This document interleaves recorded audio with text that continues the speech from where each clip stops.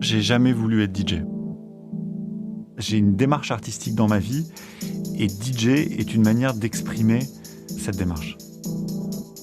Mon métier, ma vie, c'est de me dévouer à la musique. C'est ça que je fais. Le métier de DJ tel que je le pratique est finalement très méconnu. C'est vrai que tu te rends compte à un moment donné que tu ne fais que ça.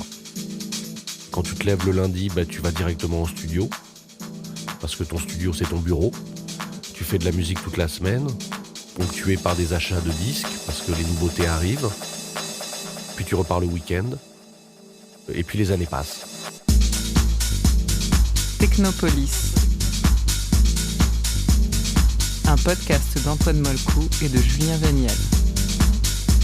Réalisé par Arnaud Forêt. Produit par Arte Radio. Avec Jules, DJ Deep et DJ Grégory. Je m'appelle Cyril, j'ai 49 ans et mon nom d'artiste c'est DJ Deep. Je suis donc DJ et je gère un label qui s'appelle Deeply Rooted. Je suis aussi, je peux pas dire musicien, mais disons que je fais de la musique. Mon prénom c'est Julien, mon pseudonyme c'est Jules, j'ai 47 ans, je suis parisien, je suis producteur, label manager et surtout DJ. On me connaît sous plusieurs alias, DJ Grégory, Point G, Soa. Je m'appelle Grégory, j'ai 47 ans. Je produis de la musique et je suis DJ.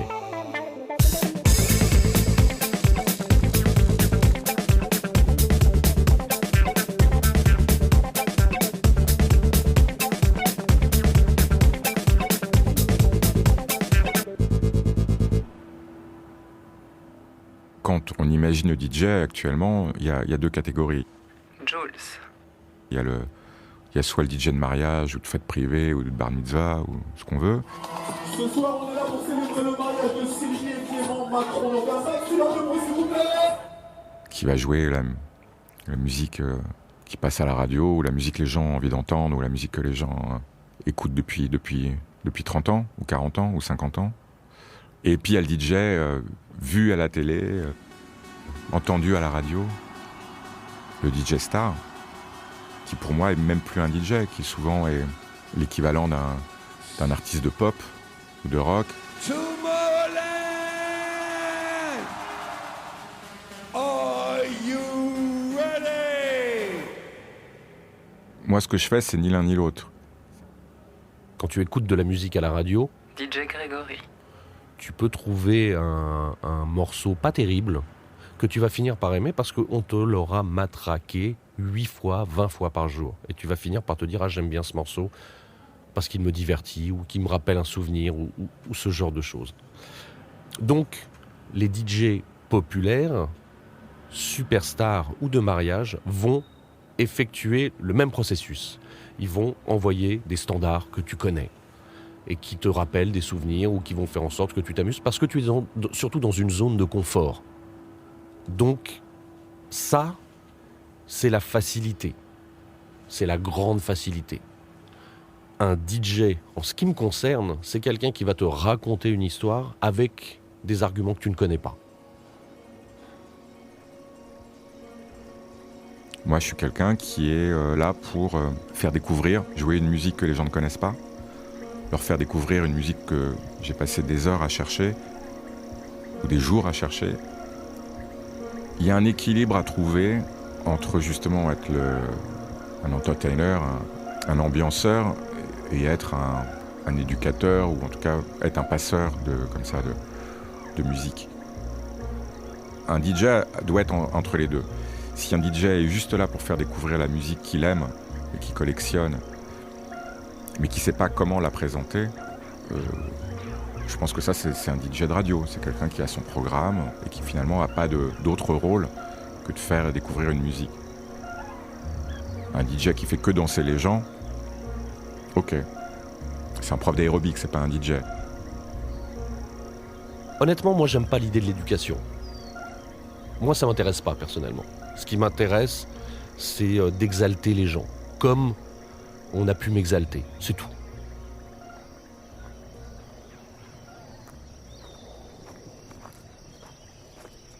Un bon mix, c'est DJ Deep.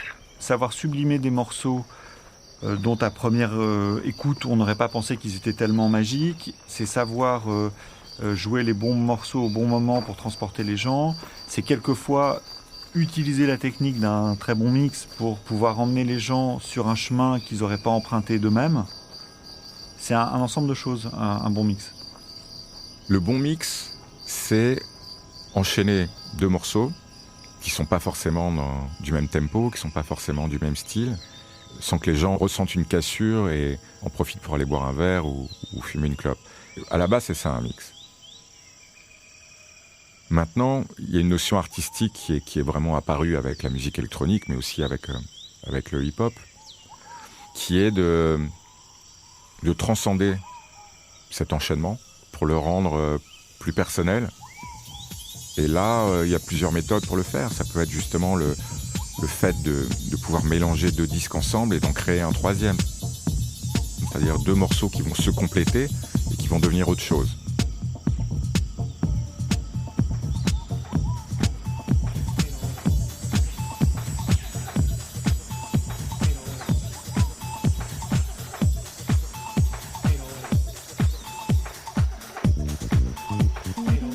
Donc ça, c'est le mix en tant que tel. Maintenant, le plus important, c'est pas la technique.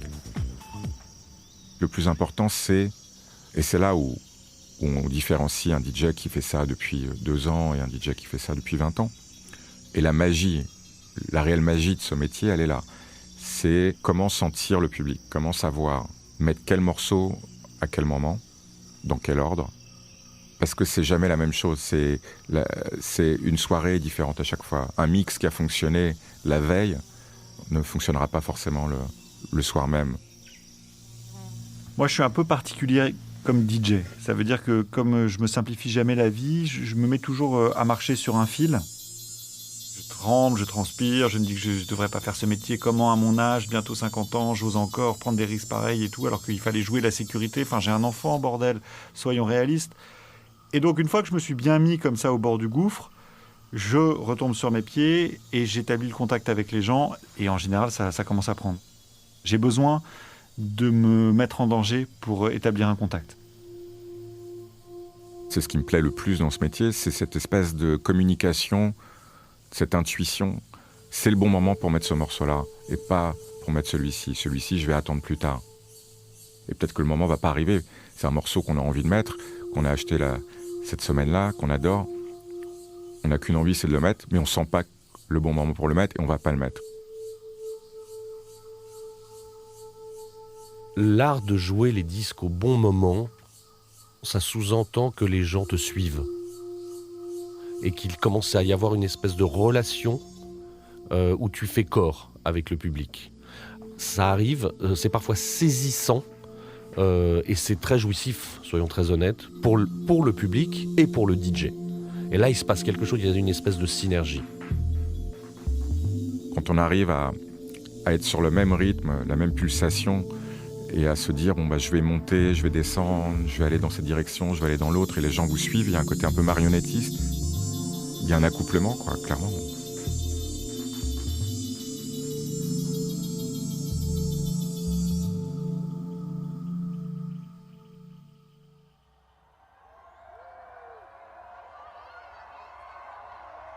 Je suis un peu peiné de ne presque plus avoir le trac. Et c'est très récent. Hein. Et ça sous-entend qu'à mon avis, je commence à être un peu lassé de ce travail. Je suis pas quelqu'un qui ait beaucoup le trac. Il peut y avoir une tension qui se traduit plus sous forme de concentration, mais ça disparaît très vite et c'est pas un trac paralysant. Parfois même, ça peut me créer une sorte d'adrénaline, ou en tout cas qui va peut-être faire que je vais te faire un set encore meilleur. J'ai le trac à mort tout le temps depuis le début, je l'aurai toujours.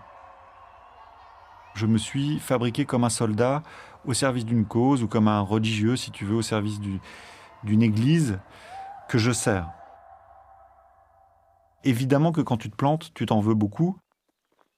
Mais t'es dans ta propre discipline, dans ton propre monde. Qu'est-ce qui va aller me dire que j'ai foiré mon enchaînement entre le bonus beat de Feliciano et de Vega? Tout le monde s'en fout d'abord. Même Francky et Feliciano et Vega, ils s'en tamponnent. Tout le monde s'en fiche. C'est moi qui me mets des espèces de balises comme ça, mentales. C'est rigolo parce que les gens qui ont la gentillesse de bien aimer ce que je fais, qui me disent des choses très gentilles, me disent toujours « Oh là là là là là là, c'est le chirurgien aux platines, qu'est-ce que t'es technique et tout ». Et en fait, moi je me bagarre tout le temps en me disant « Je vais pas y arriver, comment je vais faire pour que ça passe et tout ». Donc je suis hyper concentré là-dessus en me disant « Moi j'aimerais bien que ça passe de manière assez fluide parce que les gens là aujourd'hui maintenant ils ont envie d'entendre ça, mais moi j'ai envie de leur faire écouter ça. Donc je vais essayer de les emmener là et je voudrais que le chemin, il y ait moins de cailloux dans les chaussures possible ».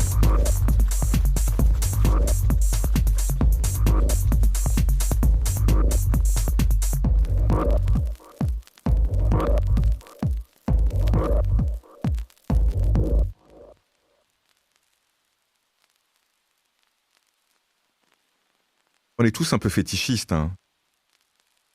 Les DJ, on est des collectionneurs. Donc oui, il y a un rapport particulier avec l'objet. Il se trouve que moi, j'ai commencé à mixer, il n'y avait qu'un seul format, c'était le vinyle. Donc j'ai beaucoup de disques chez moi. J'en ai 15 000 environ. Ça prend beaucoup de place. Maintenant, il y a d'autres formats. Il y a des gens qui mixent tout simplement avec une clé USB ou d'autres avec leur ordinateur. Je ne suis pas quelqu'un de complètement fermé à la technologie, mais c'est vrai que j'ai un lien particulier avec le vinyle. Je continue à en acheter, je continue à en jouer, parce que j'ai appris mon métier avec. Parce qu'il y a quelque chose d'organique, quelque chose de physique, quoi. On le touche, je mixe mieux avec un vinyle qu'avec n'importe quel autre format. Enfin, c'est mes racines. Donc, mais je suis pas quelqu'un non plus nostalgique. C'est-à-dire que pour moi, ce qui compte, c'est la musique avant tout. Donc là où le fétichisme va un peu trop loin, et là on peut même parler de snobisme, c'est quand on juge un DJ par rapport au format qu'il a choisi plus que la musique qu'il joue. Je fais partie de ceux qui ont énormément de vinyles. J'en ai pas beaucoup, j'en ai énormément. Et en effet, je viens de cette culture. De la culture où tu vas digérer la musique, tu vas l'écouter, tu vas te l'approprier, du macaron à la pochette, en passant par le fait de poser le vinyle sur la platine. Alors aujourd'hui, c'est vrai que tu peux récupérer 40 000 morceaux sur Internet en 3 minutes, mais c'est pas pour ça que tu auras digéré la musique, hein. C'est aussi ce qui induise les gamins en erreur, c'est qu'ils ont l'impression qu'ils ont de grandes librairies de musique, ils vont être de super DJ dans les boîtes de nuit. Et non, ça ne passe pas comme ça. Je ne joue plus de vinyle aujourd'hui, même si je continue à en acheter. Simplement, pourquoi ? Parce que je me suis cassé le dos dans les aéroports avec des sacs à disques, à porter 160 disques, 80 sur chaque épaule, et que je ne veux plus faire ça. je ne veux plus, je l'ai trop fait.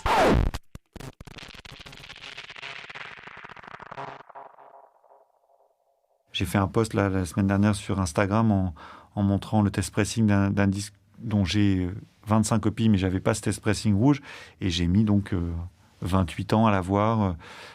Voilà. J'ai vu ma mère qui a accumulé toute sa vie une collection de robes, de vêtements, de haute couture et de couturiers, de prototypes absolument incroyables. Elle avait une des plus belles collections au monde, et je l'ai vu vendre sa collection, ça m'a beaucoup marqué. Et en fait, ce qui était devenu le sens de sa vie, son sarcophage, est parti devant elle. Et j'aimerais pas que ça m'arrive. J'achète de tous les styles musicaux. Je peux acheter du jazz, je peux acheter du hip-hop, je peux acheter du rock, et bien sûr de la musique électronique, puisque c'est mon métier. Donc en termes de budget, on va dire dans les années fastes, ça peut aller jusqu'à 1 200 € par mois. J'achète encore plus de disques qu'avant, parce que j'achète les disques que je trouve à Paris, dans les boutiques de mes copains, mais j'en achète tout autant, voire encore plus, en les commandant sur mon ordinateur. Je pense que je dois dépenser dans les 8-10 000 € de musique par an. L'argent du disque n'est jamais de l'argent. Ça veut dire que quand il y a un nouveau disque génial à 50 € et que c'est pas le moment de dépenser 50 €, je vais le prendre. Quand il y a 20 disques et que ça fait un budget de 280 €, je vais les prendre. Je sais que je suis en découvert, je sais que c'est pas le moment qu'il faut attendre un tout petit peu, je vais les prendre. L'argent des disques, c'est pas de l'argent.